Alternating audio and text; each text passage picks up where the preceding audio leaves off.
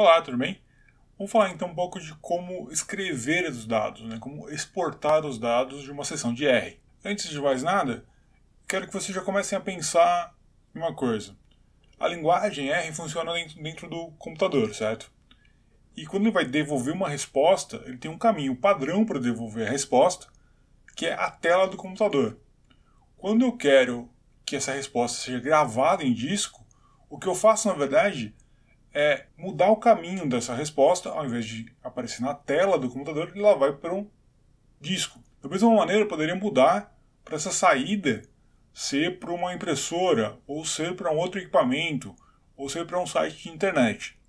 Então, mantendo essa ideia de saída diferente, vamos olhar como é que funciona essa função chamada cat.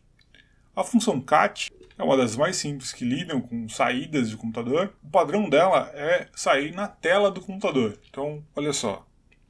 Se a gente escrever aqui Olá Mundo, pedir para rodar, ela vai aparecer para mim Olá Mundo aqui na tela do computador. Então, o padrão dela é soltar na tela mesmo. Olha só o que acontece se eu der a mesma frase, mas agora criar um arquivo, né? Dar uma direção de um arquivo, nesse caso, arquivo TXT. Olha aqui na minha área de trabalho o que vai acontecer. Eu vou dar o run, não vai mudar nada aqui no prompt, não aconteceu nada, mas abre um arquivo aqui, ó, um arquivo que não existia mais. Se eu abrir esse arquivo, tá aqui, ó, Olá Mundo. Então eu escrevi aquela frase Olá Mundo dentro desse arquivo. Se eu agora escrever uma outra coisa dentro desse mesmo arquivo, então vamos aqui. Tudo bem? E eu vou dar o mesmo arquivo.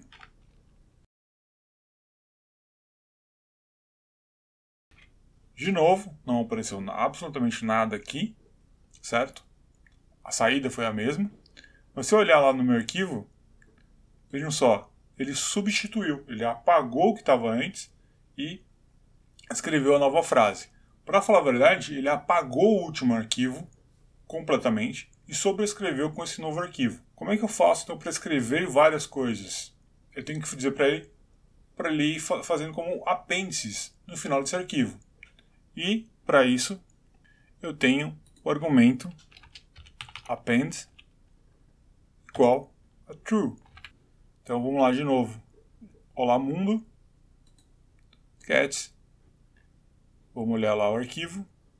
Tá aqui, ó. Olá mundo, tudo bem. A ideia desse cat, ele funciona mais ou menos como uma máquina de escrever ou uma impressora matricial. Então, conforme eu vou passando as mensagens para ele vai escrevendo na linha, um atrás do outro, sem pular a linha, sem nenhum tipo de tabulação ou coisa parecida. Para saber mais sobre como que ele funciona, a gente pode olhar o nosso arquivo de ajuda. Então ele está aqui, ó. É concatenate and print, é o que ele faz. Ele tem esse tipo de sintaxe, né? E aqui está o append, se eu quero colocar ou não no final do arquivo ou sobrescrevê-lo. E tem alguns exemplos, né? Para a gente olhar. Eu tenho que dar para ele um caractere, para ele pular a linha, fazer tabulação, eu tenho que dar caracteres especiais para ele. Eu vou depois colocar aqui embaixo uma tabelinha com esses caracteres, só para vocês saberem, a gente acaba usando raramente, mas é bom ter ele em mente. Um deles é /n, para linha nova, né? Então, quando eu coloco esse /n, eu estou dizendo para colocar uma linha nova, para dar um enter. Então vamos ver agora como é que fica esse novo arquivo. Vou rodar aqui. Rodei os dois. Vamos ver lá. Pronto. Então aqui é como se tivesse /n entrando como um enter. Um outro que a gente pode fazer é colocar aqui, por exemplo, um /t. Um /t ele vai ser reconhecido como um tab dentro da função. Então, /t, boa noite. Eu vou até escrever essa parecida aqui. Boa noite. Veja que eu escrevi tudo junto E na hora que eu rodar esses dois, ele vai apagar o arquivo que estava antes, escrever tudo de novo. Se eu voltar aqui, olha aqui, aquele /t foi passado aqui para essa tabulação. Esse é um modo de escrever em arquivo muito rudimentar. Tá? Ele vai escrever linha por linha e uma maneira que você pode controlar cada aspecto disso. Ela é interessante para algumas funções, mas para outras nem tanto. Tá? Para o nosso dia a dia a gente acaba não usando isso. Existem outras funções que podem fazer esse tipo de escrita de linha a linha, mas aqui eu só quis mostrar essa bem simples para a gente poder já entender um pouquinho de como esse tipo de coisa funciona. Agora vamos dar uma olhada nos dados mtcars. Foi criado aqui. Vamos dar uma olhadinha no início dele. Tá? Então está aqui. É um dado tabular, né? Parece uma planilha. Aqui são dados de avaliação e comparação de várias marcas de carro, né? O consumo, quanto que faz, motor e tudo mais. E aí imagine que esse aqui é o dado que está no R, o resultado de uma análise, um resultado que você limpou, alguma coisa que está dentro da seção do R que eu quero exportar para ter isso num documento fora do R. Então eu posso simplesmente usar a função write.table.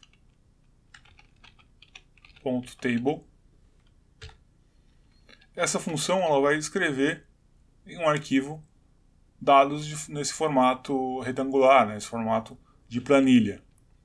Primeira coisa aqui, então, são os dados, né? mtcars. Eu vou colocar isso no arquivo chamado saída mtcars.csv.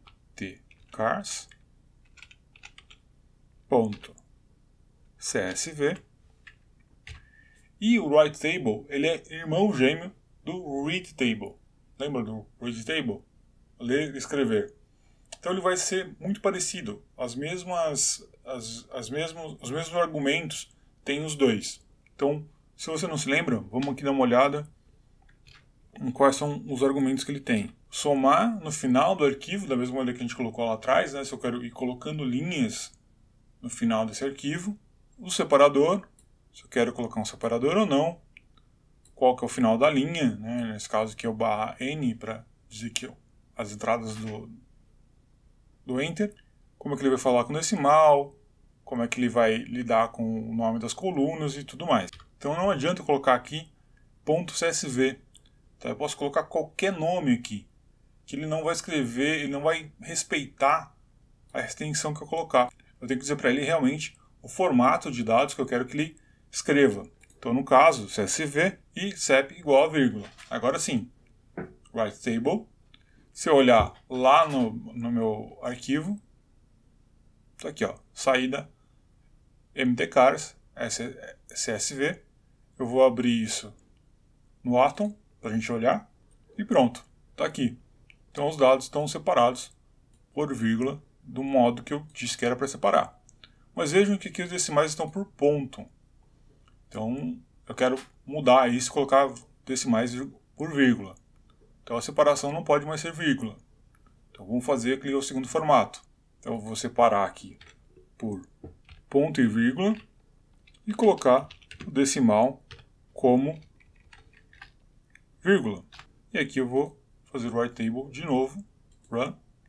Não apareceu nada aqui. Pronto. Agora eu tenho ponto e vírgula como separador de campos e vírgula como separador de decimal. Tanto o read table e o write table, eles funcionam muito parecidos.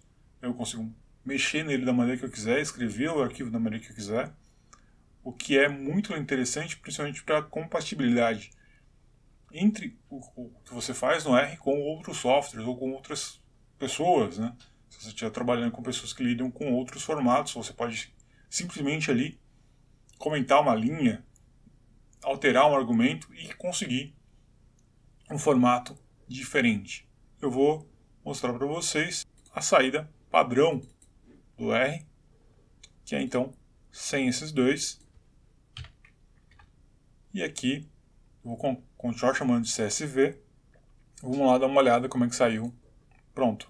A saída padrão do R também é a entrada padrão do R, que são os campos separados por espaço, né? Olha aqui. E com os campos marcados com ponto, eles vão ser impressos aqui no arquivo da mesma maneira que eles foram lá no R, tá bom? E aqui eu vou aproveitar para falar de um outro pacote, que é o Forengine. Install Packages Forengine. O que esse pacote faz? Esse pacote Forengine, ele permite a você que você tanto carregue para o R, como escreva, ou seja, importe ou exporte do R, arquivos em formatos de outros softwares estatísticos. Então, se você trabalha com o SAS, SSPS e outros, você pode não só carregar dados desses outros programas estatísticos para dentro do R, como exportar do R para eles. Então, install packages Forengine, você ganha essas funções. Carrega ele, né? Library Forengine. E aí então eu vou ter a função read vários formatos aqui. Se a gente olhar, ó, Octave, S, SPSS, SSD, Systat, vários outros e várias outras funções para ler esse tipo de arquivo. Da mesma maneira que eu também tenho a função write.forengine, ou seja, eu posso escrever no formato desses arquivos. E eu não vou falar muito desse tipo de formato aqui para a gente escrever em outros pacotes, porque a sintaxe é parecida com o write table.